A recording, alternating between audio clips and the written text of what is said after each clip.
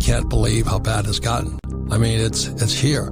We all know we're screwed. The question is, if it's going to get worse, what do we do? The good news is this: if it gets worse, you still have time to prepare. That is money supply. It's M2. Just too much money in the system. But the question is, so what's going to happen? Let's say they raise interest rates, they push us into a recession. That's going to crush a lot of small businesses, and if prices go up, I think the problem is in the bond market.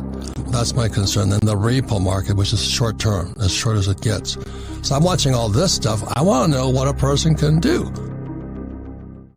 In 1913, the Fed is the third central bank America has had, because every president has warned against central banks, like the Bank of England. And the Fed is not federal. It has no reserves, and it's not a bank. It's a cartel of banks.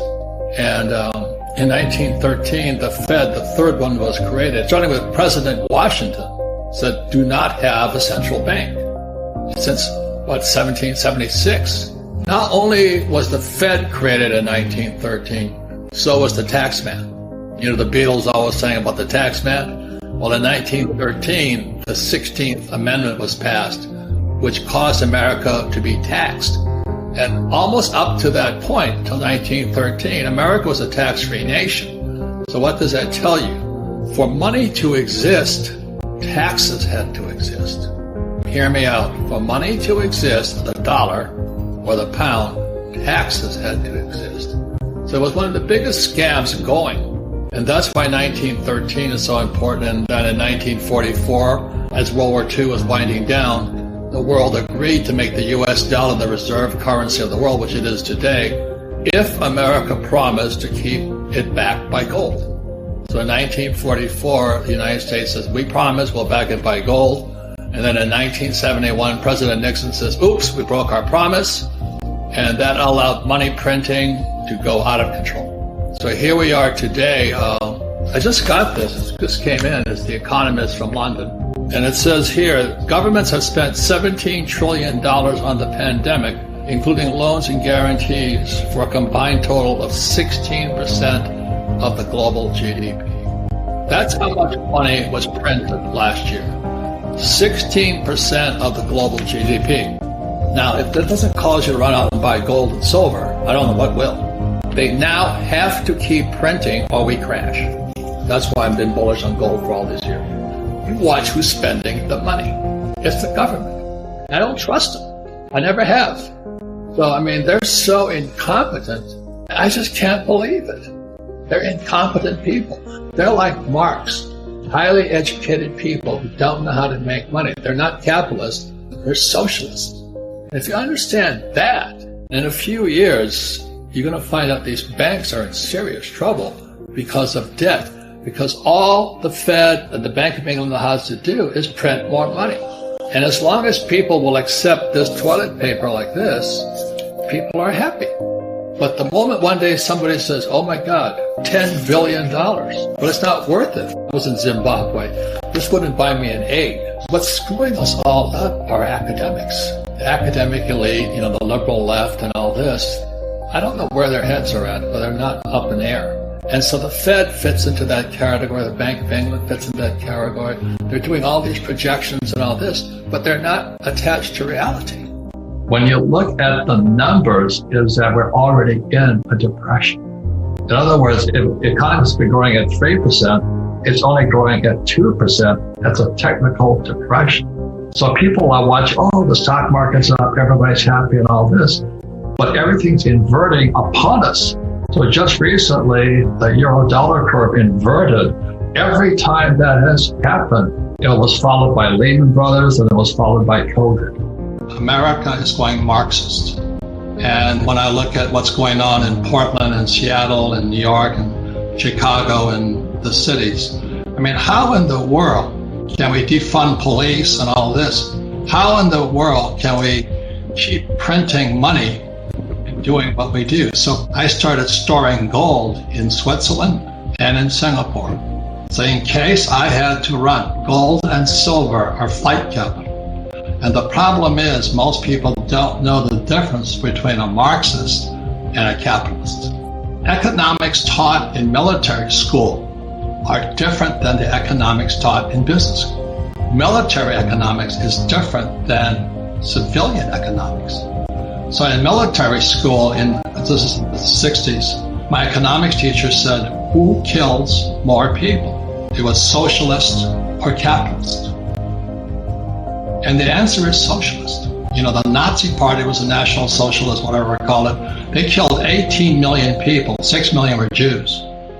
Stalin, the USSR, Union of Soviet Socialist Republic, killed 26 million people. Mao Zedong killed 46 million people. Pol Pot in Laos and Cambodia, they killed 15 million people. So the reason Americans go to war is to fight that. We fight for capitalism. So the reason my uncles went to fight and an uncle fight in Korea is to fight socialism. If you study the Communist Manifesto, it's really simple to see. Communist Manifesto, it was designed, what Marx said, was to take people from agrarian into totalitarian. But to get there, they needed capitalists to set up, to take them from agrarian to industrial. So once the capitalists were in place and they set up an industry, so what's going on? What happened in China? Mao came to power, and Mao was, China was an agrarian society. Mm-hmm. So Deng comes in and he says, to be rich is glorious. He was the first capitalist guy. He was bringing in capitalism to China. And now you have Xi, who is emperor for life, totalitarian for life, and they're killing the people in Hong Kong who were capitalists. The odds are Taiwan is next. As I say, as a former U.S. Marine, I fought for capitalism. Unfortunately, America is going socialist, Marxist, and eventually totalitarian. So my money is out of this country. It's been out of this country for years. And I'm getting to run, just like the people are running out of New York City, Chicago, Portland, Seattle, and San Francisco. Well, it actually started, in my opinion, because I'm the baby boomer. The Marxists knew, or the socialists knew, the way into the U.S. was through the students. And you look at what's happening today, our schools are out and out teaching kids Marxism and socialism. So the freedom of speech is gone. That's why I'm concerned, is we're going more and more Marxist. But it actually started in September 17th, 2019, when the repo market went crazy. The repo market interest rates went from like 2% to 10%. But that was indication that the Fed and the Treasury were going bankrupt. So what happened when the repo market went crazy in 2019, the Fed and the Treasury stepped in and took over the repo market. And then they started manipulating prices. That was September 2019. December 2019, oh my God, COVID, Wuhan. Right. So I criticized that. I said, there's something fishy going on. Well, as you know, if you criticize any of that stuff, vaccines and all that, the mob comes after you. Look at the doctors who said, COVID is BS, they get fired, they get taken off.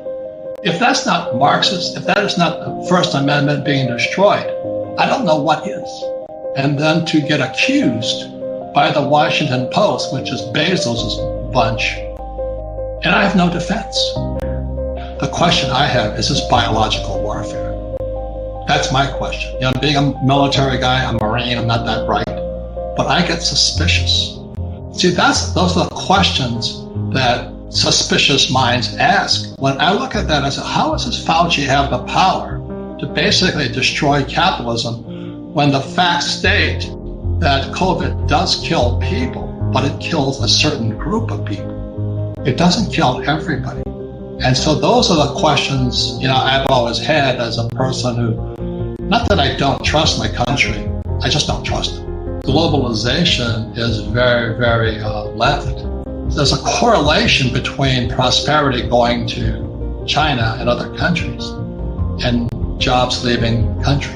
You look at what happens. So guys like me, I make more money when jobs leave, truthfully, because my manufacturing is done in China and Taiwan and Korea.